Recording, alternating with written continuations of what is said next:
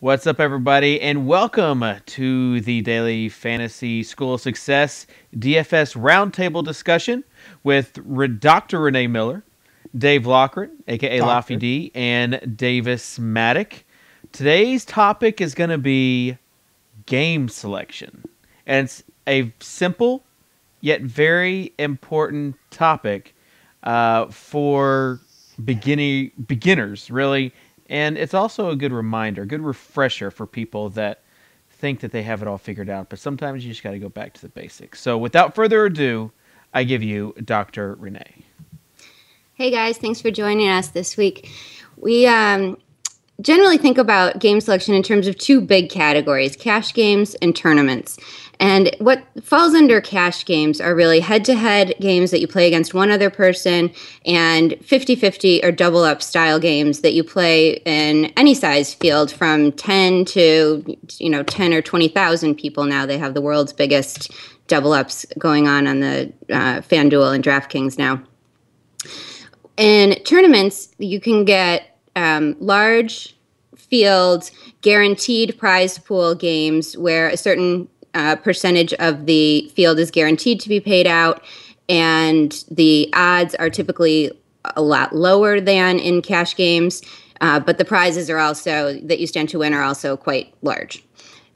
In non-guaranteed tournament style games, the field also ranges from maybe 10, 20 people to several hundred or thousands of people, but the prizes aren't guaranteed, so if it doesn't fill, that game might not go on. So with that kind of general introduction, I'm going to let Davis tell us about playing head-to-head games and some of the strategies that he uses in playing a lot of head-to-heads.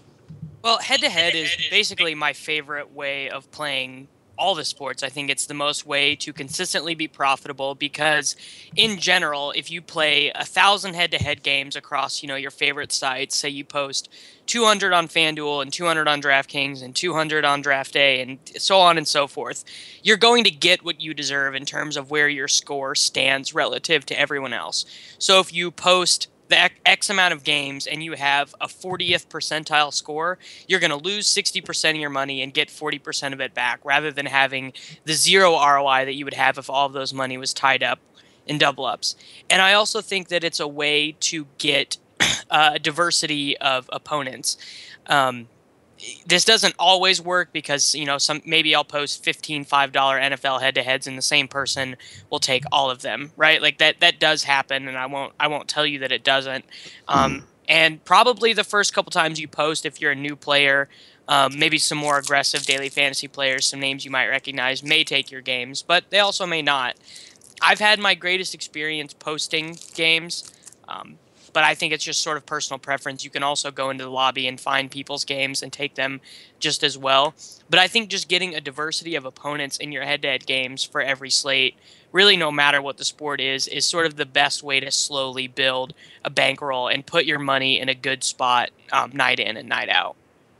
So, Davis, obviously it takes a little bit more time and energy to go through the lobby and pick up games that other people have posted, but you also control your opponent a lot better that way. So how can you say that it's not really the same thing? You're at much greater risk of kind of skewing that percent. If one person takes all of your games, that 60-40% might not hold. Well, on DraftKings, because you're playing the same person. On DraftKings, when I post games, I set the filter to where someone can only take one of my games. Mm-hmm. So obviously, so that's a really important feature to know about if you're going to post. That's a really important feature. DraftKings head-to-head action is not as plentiful as it is on FanDuel. DraftKings has done an amazing job, acquiring players, but a big focus of theirs as a site has been promoting the Millionaire Maker, has been promoting the crossover, and, they run satellites. So a lot of the people who play on DraftKings, not even making a comment about their size relative to FanDuel, is just centered around those guaranteed prize pools. Whereas on FanDuel, I would say, well, I wish I had actual numbers to see what percentage of dollars is played in head-to-head lobbies versus the tournaments. But I just have found that head-to-head action on FanDuel is far more plentiful, though you do run a risk there of getting all of your action taken by one player. Just this last weekend, I posted a fair amount of $25 NFL games, and they were all taken by the same player. And if he had gotten the best of me, that probably would have been the difference between a profitable and a non-profitable weekend for me. I managed to get lucky because he used Robert Griffin in his cash game lineup for some reason. He chose to do that. So I got lucky, but that won't always be the case. So I won't pretend like there isn't some volatility in posting games, but it's still my preferred way of getting action. When you post games, do you tend to say, so you have a certain amount of your bankroll that you're going to devote to playing this type of contest, head-to-head contest? Do you like to play a lot of lower dollar games, or do you like to play fewer high dollar games? And does it matter? Would you have any advice for somebody starting out? Yeah, I definitely do think that it matters what sort of games you post. If you post like $25 games, they're not going to get picked up as fast because people are going to see that 20 by your name, and they're going to sit out there in the lobby for a while. That is not true at all with NFL. NFL games just get taken just because so many people play NFL. Every site, every slate, like your games are going to get taken. But in other sports, I prefer to post a few games at a time at every dollar level, and I find that I have better success getting action that way. Mm-hmm. Good point. That's a Soccer Dave tip, by the way. It's a good tip. And then you have to stay on it. You have to then, keep checking back and know when your games have been taken and when it's time to post more, and kind of be it is not a passive strategy. Right. That's a strategy that someone who plays daily fantasy for income reasons would do that. Not someone who plays it for fun. If you're just playing for fun and you just want to have profitable action, every night, I would say, throw out five $5 games, 5 10s, and maybe 3 25s. Another tip, just to chime in, guys, is to post games before you go to bed. Especially like the one, because you have like 8 to 10 hours before you get back to the computer, and you don't have, you can always edit your lineup later. Who sleeps for 8 to 10 hours? Before you get back to your FanDuel or DraftKings lineup. So when that happens, you get a lot of people just overnight that are taking your games, and sometimes those people make a lineup and then forget about it. So you want to get your edge however you can, and that certainly is one where you can get some action. Basically, your game's filled up using the methods that Davis described, and then come back and hopefully get an edge by adjusting to news later on in the day. Great tips. Let's turn to the more high risk, high reward style of game, and have Laffy tell us his strategies for playing GPPs and tournaments, and whether you play non-guaranteed prize pool tournaments. Yeah. First of all, Renee, the most important thing when looking at GPPs, especially if you're new, and we're not talking about the $1 or $2 GPPs, maybe something a little bit higher. Most importantly is looking at the payout scaling, because some sites will have it where they pay out 10% of the entire player pool, and at that point, you're basically playing the lottery. You'll have other tournaments that pay out 20%, and now it's a lot closer to a triple up and a lot easier to make your money back than it would be if only 10% gets paid out. So one of my biggest suggestions and most important is when you begin playing GPPs, always look for the tournaments that pay out more than 10% of the field. Because even if you have a good lineup but not great enough to win you the top prize, you're still going to be making your money back, potentially making more than double your investment. And that's really important when you begin playing these tournaments, because they will take everything you have if you're not careful about how you're entering them. The same goes for the qualifiers. In qualifiers, if you're dead set on playing them, look for the qualifiers that have cash prizes outside of just the top prize, which is usually a live tournament or some type of huge prize that's paid out. A lot of them in these qualifiers don't pay out anything past that other than tickets to get back into that contest, but others actually pay out cash for second through however many of the other positions pay out. So you're really making it a lot easier on yourself by eliminating risk and not going all or nothing in these tournaments and qualifiers. So one trend that I notice is that let's just take different price point qualifiers for the same live event or the same big tournament. Typically, you need a lower score to place or to win the high dollar qualifier than the low dollar qualifier. The field is smaller. There's fewer people to beat. So do you, when you so say somebody's committed to playing this type of game, do you advocate that they take whatever money they have dedicated to playing qualifiers and, put it all in a large dollar in a $200 qualifier, a $535, or to play multiple entries in a 50? I'd really prefer to play multiple entries, because you're throwing one of those entries into a large one, and just because the scores are lower doesn't necessarily mean, sure, your odds are better at winning, but it just, to me, it's difficult for me to justify throwing that much money at a qualifier.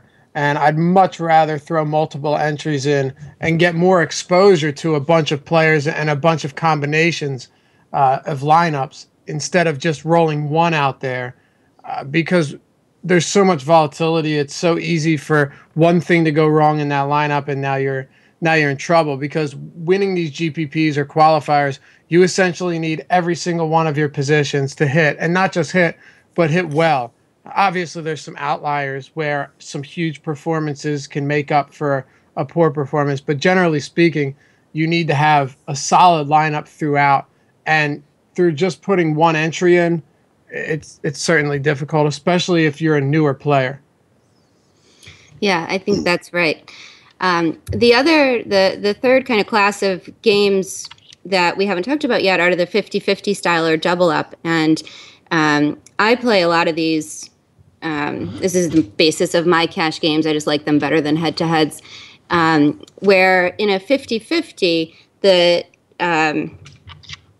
design is basically you pay maybe $5.50 or $11, and the 50% of the entrants in the game will make back almost double their money. So if it's a $5.50 entry, you make $10. If it's an $11 entry, you make $20. But it's 50% of the field gets paid. In a double up, you pay $5, and the top, it's not the top half, but but the certain percent of people will actually double their money. So if it's a $5 entry, you'll get $10, and so on. But there's more people in the field to cover the rake. So not everybody pays the rake, I guess, in the double up. So those are both fairly common. One thing that I think is pretty new is multi-entry double ups. And those are now clearly labeled. I think there was a couple weeks that they were out on DraftKings when they weren't clearly labeled, and there was some confusion about that issue.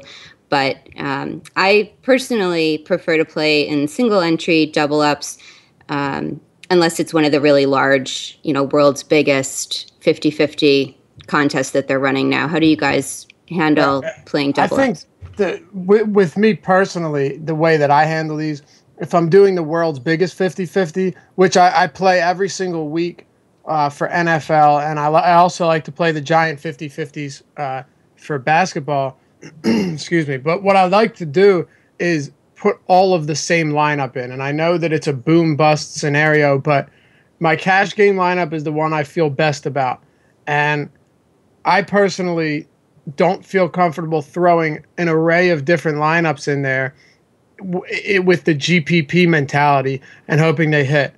I'd much rather place a number of the same lineup in there in these multi-entry 50-50s, and I have had great success with that. There's obviously going to be times where you don't, but in the world's biggest 50-50, if you know what you're doing, 9 times out of 10 you're going to cash in this. And whether you throw 50, 100 entries into the same one with the same lineup, the payouts are great. It just, to me, I don't particularly like mixing it up too much, but I would imagine if you were going to, you'd throw a certain amount of each lineup into that 50-50 instead of just one of each, which just doesn't seem to have a point. No, it doesn't. I agree with you 100%. Well, let's consider one more class of games that kind of gets overlooked a lot. I know I just don't play a lot of these 3 and 5 man games where they're typically winner take all. Sometimes maybe the top 2 players in a 5 man get paid out. How do you consider those? When you're budgeting your bankroll, do you consider them as cash games? Do you consider them as tournaments? Do you play them often? Are there any different strategies? That's my favorite format of game in daily fantasy, and I really wish that DraftKings offered them more. I would say that they are 60 to 70% of the reason that I'm a profitable player is that in basketball and football, I avoid Candia. In baseball, I avoid Baloo 3101 and loves bases. And if you just avoid and it's really easy to do on both DraftKings and FanDuel. Like you can just click on the game and it'll tell you if those players are in there.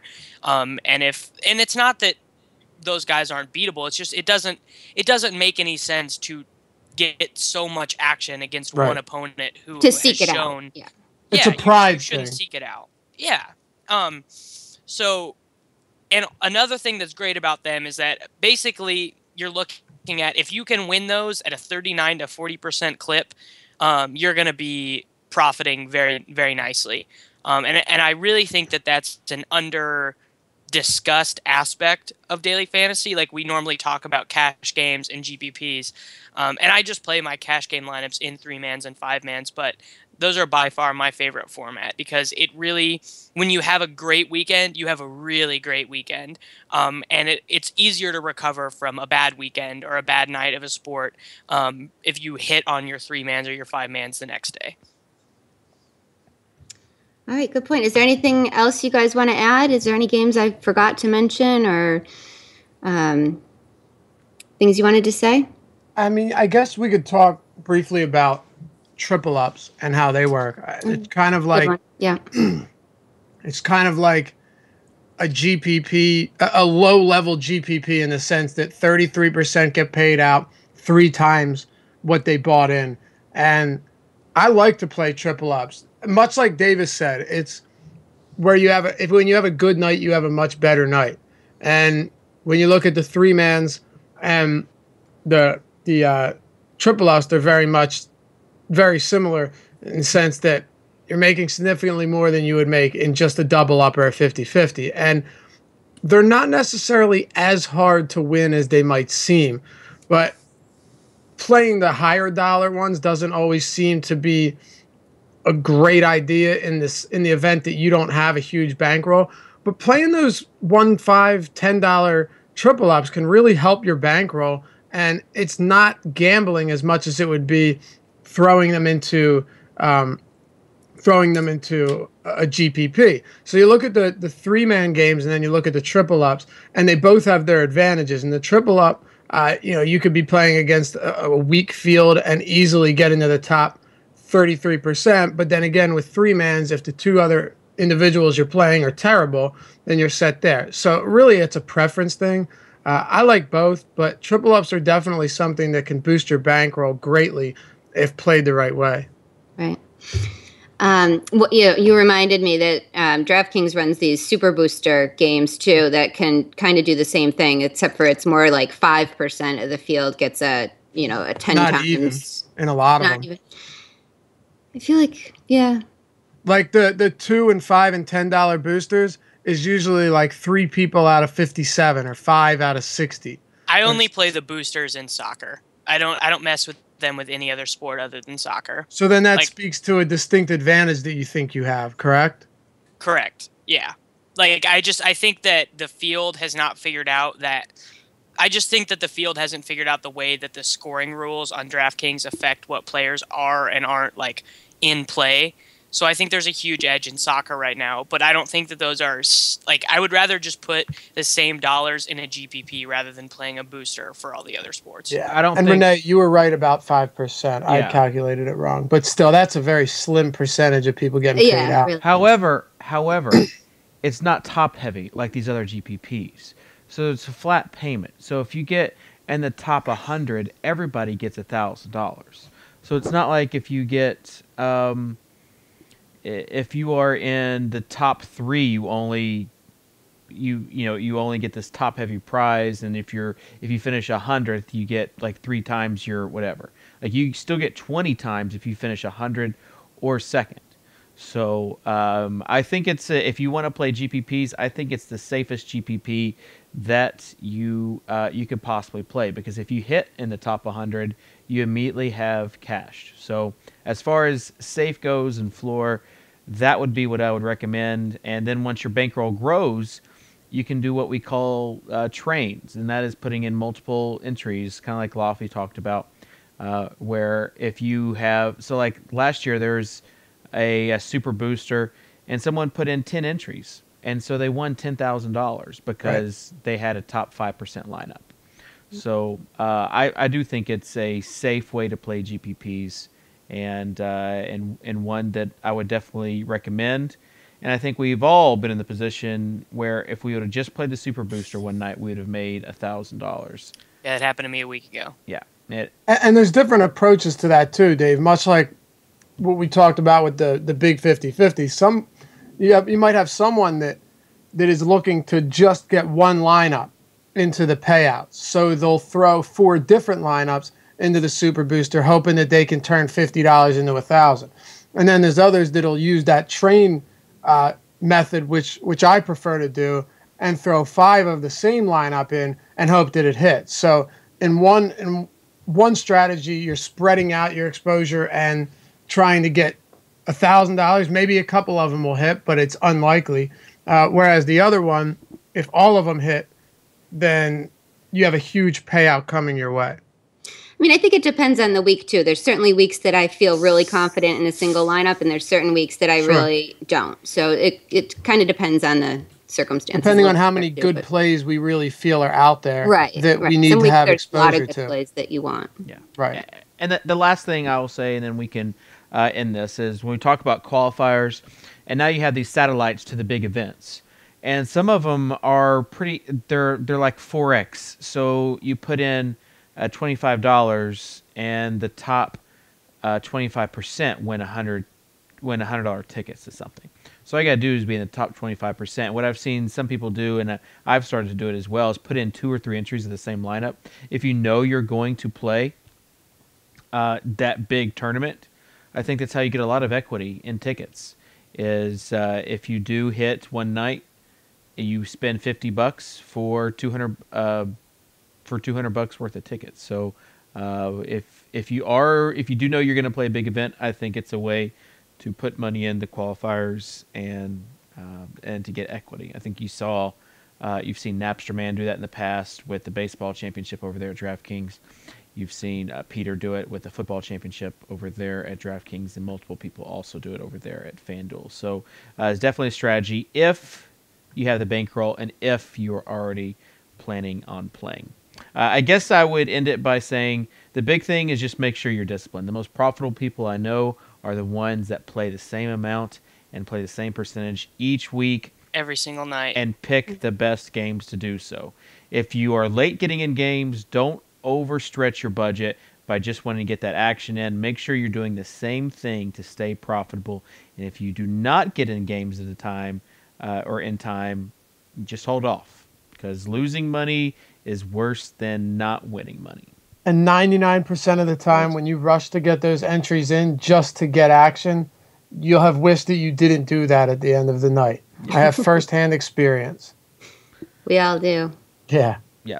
Well, good talk, guys. I really think this will help people in the future with their game selection. Make sure you're tuning in to Insiders TV and on the Learn tab up at the top on fantasyinsiders.com. Special thanks to Dr. Renee Miller for putting this together, and also Davis Maddock and Dave Loughran. Guys, we'll be back next week with another Daily Fantasy Roundtable School of Success video. Thanks.